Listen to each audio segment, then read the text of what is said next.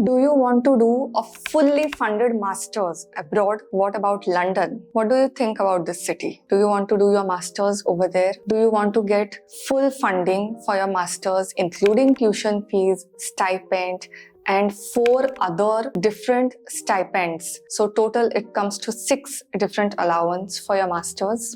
If yes, then today's video is for you. Hi, hello, my name is Aatiya. Welcome to PhDpreneur, where we discuss about PhD, different fellowships, scholarships, wellness, mindset, everything that connects you and me. So the Commonwealth Scholarship Commission in UK provides full funding to everyone who is planning to do their masters in UK, and to everyone I mean applicants from Commonwealth countries. We are going to discuss all about eligibility procedures, so that is not an issue. For now, the deadline is 17th of October 2023, and you better hurry if you are planning to apply for this. Before moving on to the eligibility criteria, let me discuss what are the different benefits that you will get. So the first benefit that you are going to get is tuition fees. So your tuition fees will get covered by this fellowship, okay? Then you will also get airfare from scholars' home country to UK and return at the end of the award. At the same time, you get a stipend of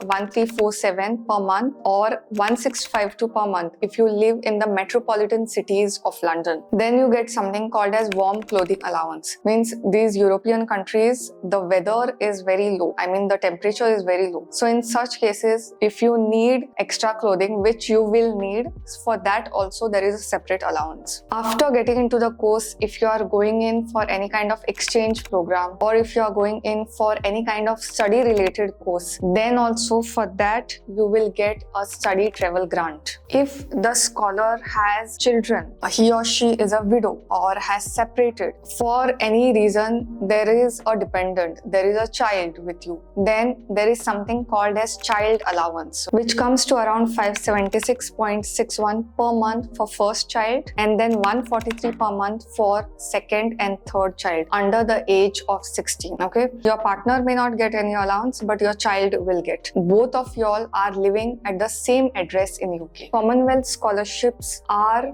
for masters as well as for PhD. In this video, I'm going to cover about master scholarship. PhD scholarships video is also on the way and it is going to air next week. Now, what I'm going to say next, you better listen very carefully. I don't care whether you watch the rest of the video or no, but if you don't know these things, then your application gets rejected. Take it from me. So one thing that you have to note over here is applying just to scholarship is not enough. You have to also apply to the university or college of your choice. You have to also apply to the nominating agency. So these 3 things have to be done. And the deadline for applying to the scholarship is 17th of October 2023, as I've mentioned. But the deadline for applying to nominating agencies, the deadline to applying for colleges or universities in UK may be before that, depending on what kind of nominating agency it is and what kind of university you are selecting for your course. So you need to be mindful of these things and make sure that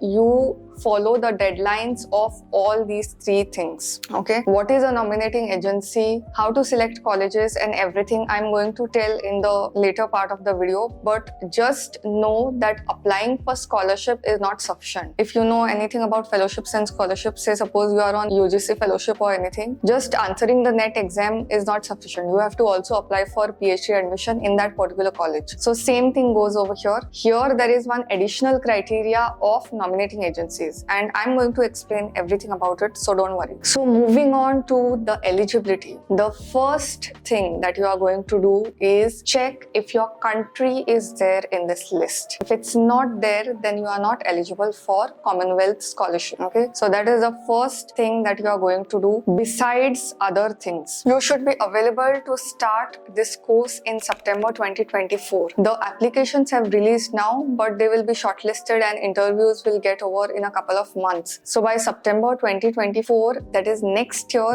you should be available for starting this course. The Commonwealth Scholarship Program usually does not fund second masters. So if you have already done masters in your country, then it usually does not fund the second one if you're applying to. But in the rare cases that it does, you have to give a proper justification as to why do you need to go for in a second masters in spite of having one. If you are a candidate with a kind of disability, then if you have that kind of potential, then you may be nominated through a nominating agency specially made for selection of disabled people. I'm telling this, the reason being the normal nominating agencies won't work for you. We will come to all that, but you will have to go through a different portal. Okay. Now, how do you apply? The applications are all online, and this is the screen recording of the whole portal. Secondly, to note is that there is no charge for nomination process. Okay, for application process, nomination process, there are no charges, absolutely. Also, they have notified that if you are starting to apply, then apply well in advance, because at the end, when the deadline just nears, then the portal gets full and there are issues with the internet. Now, coming to the main part, how does this fellowship work? You apply for a scholarship, you apply for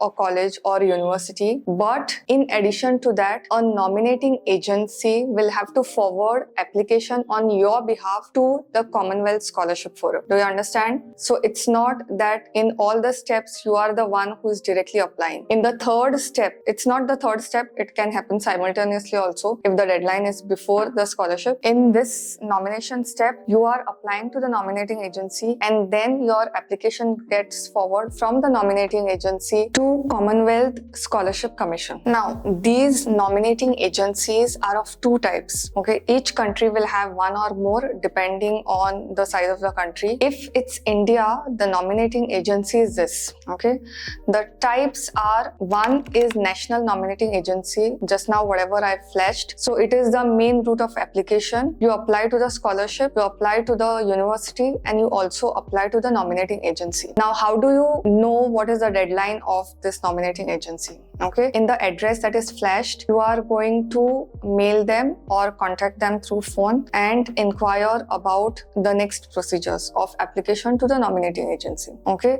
so each country will have one nominating agency or more, and you have to contact them. So all this is possible only if your country falls in the eligibility list that I had shared in the previous section. The second kind of nominating agency are NGOs or charitable bodies. So I had mentioned about disabled people and disability previously in the previous section. So you will have to go through this portal for your nominating agency. Okay, if you want to get funding through this scholarship, you can also inquire in your home nominating agency, but for certain categories you have to apply for these kinds of NGOs and through these nominating agencies. Moving on to the documents, the first document that you need to have is the citizenship proof. Okay, that you are a citizen of the Commonwealth countries that were mentioned before, a valid passport showing the date of birth, your photo and your citizenship, and full transcripts of all your higher education qualifications. Then you need in PDF format 2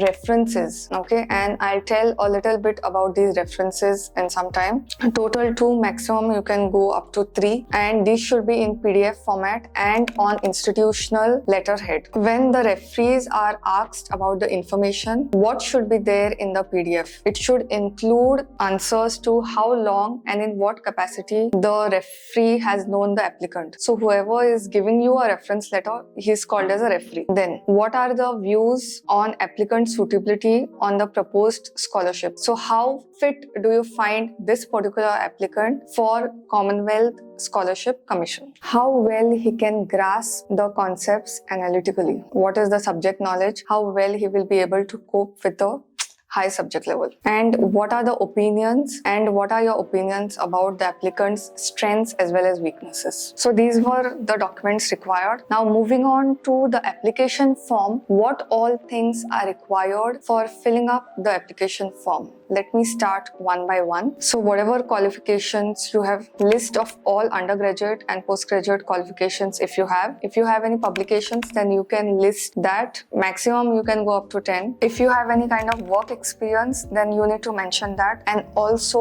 how this work experience will help you to thrive in this particular scholarship. As I mentioned earlier, list and names of 3 referees, and 2 should be in PDF as I've mentioned, and 1 could be the current employer if it's applicable, if you're working. If not, then leave it. If they are contacted on phone or email, they should be able to revert back when they get any email regarding you. One important thing about this is the development impact statement, and I will tell you exactly what it is. The name sounds a bit complicated, but let me share you what is in there. There are 4 parts to this. In the first part, you will write or explain about how this funding will help you to solve problems at national or at global level in your country. In the second part, you will write about how the skills that you have gained during this masters, assuming that you are going to get this fellowship, how will you use these skills in your work. In the third part, you are going to write about how this particular funding or this masters will help you to achieve development in your country. In the fourth part, you will write about how your work will be measured. So now you have done your masters, you have got the funding. Now because of that, you would have got some changes in your home place or something you have started. So how are you going to measure the changes and what are your thoughts about it? So these are the 4 different parts of the development impact statement. In addition to this, you will have to add personal statement. Personal statement means what is your motivation for writing this? What is your motivation for applying for this scholarship? And a personal statement is something that is asked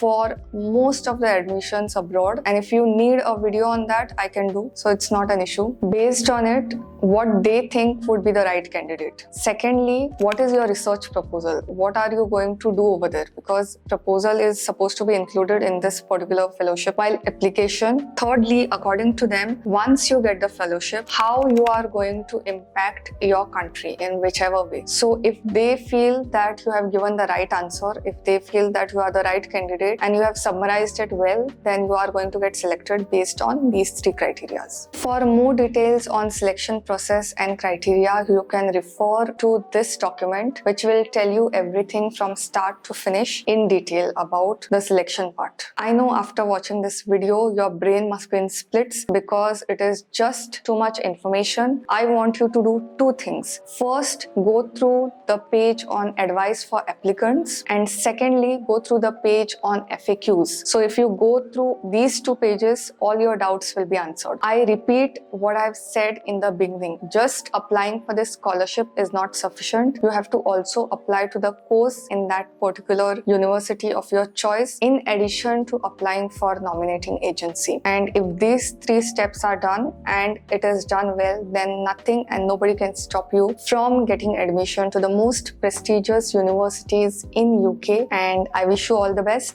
Till the next time, bye.